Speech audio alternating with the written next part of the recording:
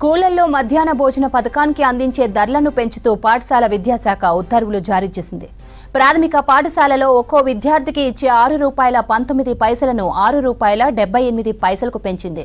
ప్రాథమికోన్నత పాఠశాలల్లో ₹9.29 నుంచి ₹10.17కు పెంచారు.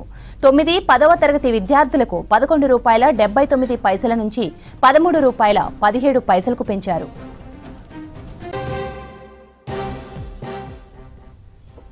స్కూళ్లలో మధ్యాహ్న భోజన పథకానికి అందించే ధరలను పెంచుతూ పాఠశాల విద్యాశాఖ ఉత్తర్వులు జారీ చేసింది.